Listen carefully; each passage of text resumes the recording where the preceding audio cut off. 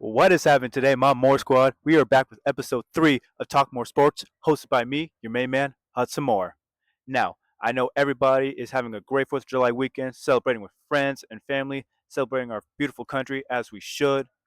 But to my track and field community, we're going to have to put that on pause for a few, all right? Because right now, Mr. Moore on track is reporting to you right now that today was the Prefontaine Classic happening in Hayward, Eugene Field, Oregon, baby.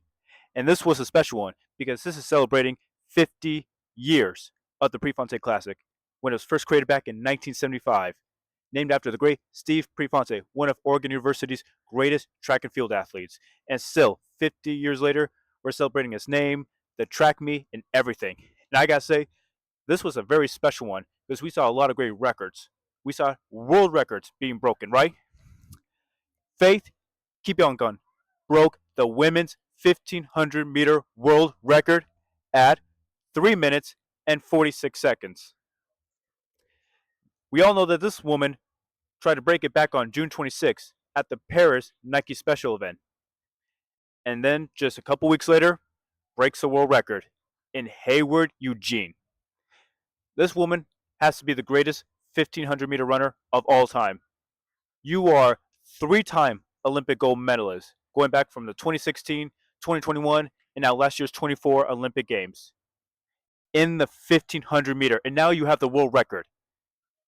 She is by far, Faith is by far the greatest women's 1500 meter runner of all time. And now she has the world record to her name as well.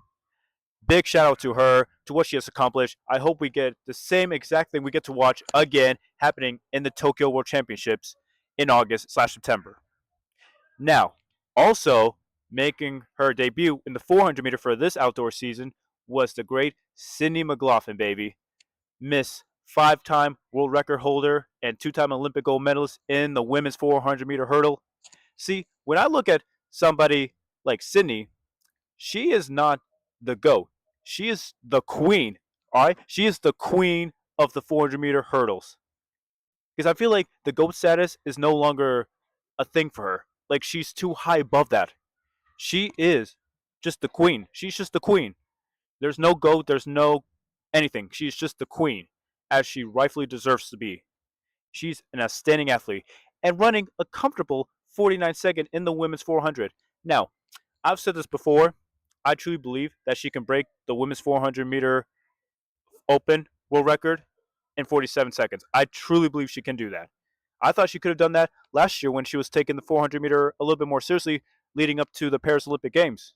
Even though she ran a 49, doesn't really matter. It's still not her main event. We all get that. I understand that. But I truly believe if she truly dials down and works at it, she can easily break the world record, just like she does always with the 400 meter hurdles. So props to her and what she did. Amazing, amazing job. I mean, there's just no denying what she could do on the track. And I hope we can see her break another world record. Hopefully break that sub 50 in the women's 400 meter hurdles. If she could do that, oh, Lord, Lord have mercy, right? And I look at the lineup for this year's women's 400 meter hurdle. I mean, we know she's going to be going up against Femke Bol of Netherlands. And Femke Bol is an outstanding 400 meter hurdler as well. She's rightfully, probably in my eyes, the number 2 best. But I don't think it's going to be a match for Sydney. Because no matter what, it is Sydney against the clock. There's no Sydney against everybody else. It's Sydney against the clock. So I cannot wait to see what she does at the World Championships in Tokyo, Japan in August/September. And I'm so excited for that. Up next, making his return after dealing with some injuries is 200-meter young sensation and reigning Olympic 200-meter champion Leslie Tebogo, running a world lead of 19.76. Now, if I'm being honest, as much as I love Tebogo, I didn't know if he was going to be the same he was last year. I didn't think so because with these injuries, after running a 10.04 in the men's 100 meter about a month ago back in a Diamond League meet, I honestly didn't think that, he was going to be ready. And his debut for the 200 meter, we didn't really know what was going to happen. So coming out to Eugene, running in 1976, getting the world lead time at just 22 years old, he can make some noise again this year. He could become the world champion. He's already the Olympic champion, so why not become the world champion? Now, I still strongly believe that it'll be Kung Fu Kenny Bednarek win the men's 200-meter world title this year. Now, anything can happen, but when I look at Kenny Bednarek, I still look at him as the most consistent sprinter overall right now in the game since the 2021 Tokyo Olympics. I still believe he is the most consistent best sprinter. So when I look at Kung Fu Kenny and Tobago, I can see them dueling out. Because also, when you think about it, in the Paris Games, even though we had the whole issue with Noah and COVID, and everybody has their different opinions about that, I get it, I do. But when we strongly look at that race, it was coming down to either Kenny or Tobago. And it could have been either one. And I feel like we're going to get the same thing this year. It's going to come down to Kung Fu Kenny or Tobago. And I strongly believe it will be Kung Fu Kenny. But again, with Leslie running with this 1976, he's now in the conversation with the world leading time. Now, things are going to get interesting. And I am very, very excited for that. At the men's 100 meter, we had Kishane Thompson running a nice cruising 9.85 after just a couple weeks coming off from the Jamaican National Championships of running a world leading time of 9.75. And you go up against this lineup against Trevion Brombell, Christian Coleman, lots of great sprinters, and you still run a cruising 9.85 in complete control of the race. Now, I think it's set in stone that Kishane Thompson might win the men's world title this year. Now, anything can happen. Trayvon Brombell can be in the mix. Fred Curley. I'm still contemplating on Noah Lyles because we have yet to see him make a debut in the men's 100 meter. But when we look at Kishane Thompson running a 9.75, number 6 all time in the men's 100 meter, I'm thinking to myself, who could beat him? I mean, honestly, who can beat Kishane Thompson? I truly believe that. And after you run this lineup in 9.85 on Hayward Field, yeah, I truly believe that he will win the men's 100-meter world title. After coming second last year, Tokyo Games, he will get that gold medal, unless somebody from another nation has anything else to say. But props to him and everything he's done. It's going to be a show in the men's 100-meter, and I am so excited to watch. But as we switch from the men's 100 meter, we switch to the women's 100 meter because we just had the 2024 Olympic game rematch between Julian Alfred, Melissa Jefferson, and Sha'Carri Richardson, all top 3 who were on the podium last year's Paris Olympic Games.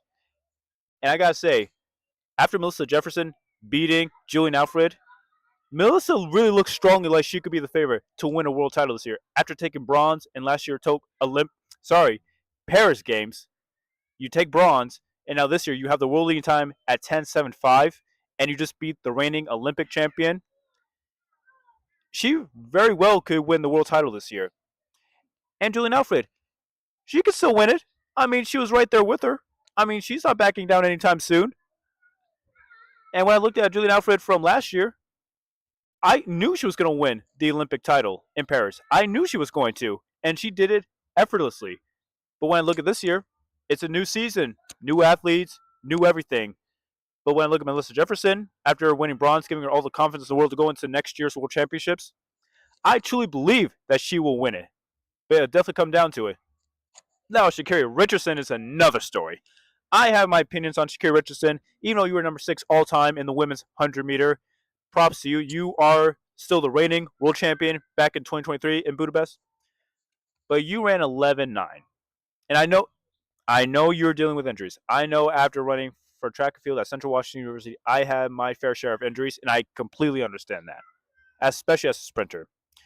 But running 11.9, especially when you are just a couple weeks away from the USA Championship qualifications for the World Championship, running 11.9 is not a good sign at all. Like, if I were her, I'd probably just take the rest of the year off, recover, and just get back into fighting shape for next year. Because you are too damn talented to get injured. And when you are this close away from World Championships, I know you want to compete, you want to defend your title. I get that. And also, hopefully, get the world title again after losing in the Olympics last year. You want to obviously retain your gold medal. But in this case, running 11.9, it's like that should not, it's not going to give you any confidence. And we're just a couple weeks away. You want to save yourself for next year.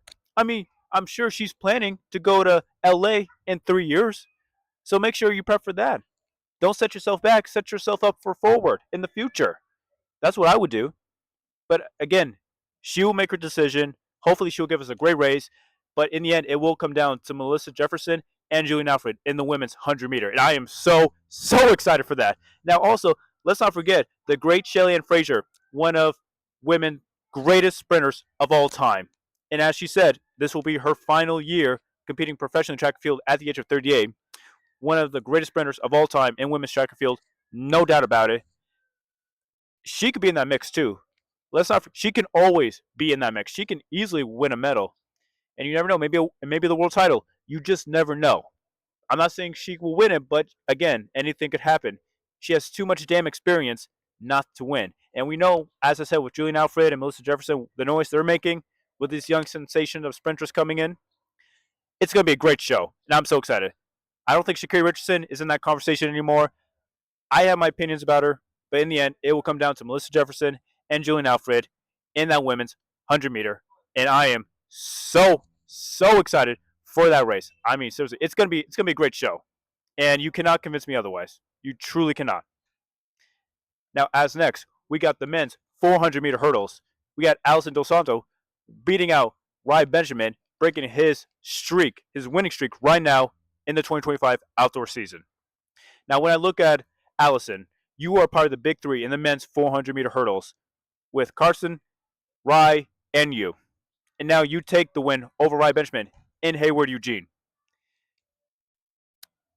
Allison is one of those athletes, in my opinion, who, don't forget, he won the world title back in 2022. And I truly believe that he can win it again in the 2024 Tokyo Games. Now, do I believe that Rai Benjamin or Carson Wong can come back and win it as well? Possibly. Again, Carson is the world record holder, and Rai is the reigning Olympic champion in the Paris Games. But when I look at Allison, he's always right there in that mix. He's always on the top three podium with those two guys. It always comes down to those three. Ever since the 2021 Tokyo Games for the Olympics, it's always been those three. Always. There's something special about those three guys that just make it so much fun. And we got to see those guys in Paris last year. It's exactly what we wanted. The big three going toe-to-toe with each other, all out for that Olympic gold. And it was a great show to watch. And, of course, as us Americans, we love to see our boy Rai finally getting that gold medal, as he rightfully should. But nonetheless, Carson and Allison, it was great to see those guys. And look at Allison now beating Rai, breaking Rai's winning streak right now in the 2025 outdoor season. It's going to be a great, great show to watch, and I am so excited for it. I want to thank everybody for listening on my channel today, especially my track and field community. I hope Mr. Moore on Track gave you so much information, gave you a great show. Make sure you comment down below, like and subscribe to the channel. And hey, for everybody out there, let's make sure that these Tokyo Games are going to be a great show to watch. Watch some great athletes, and let's hopefully see some world records being broken. And until next time, we'll catch you back with more.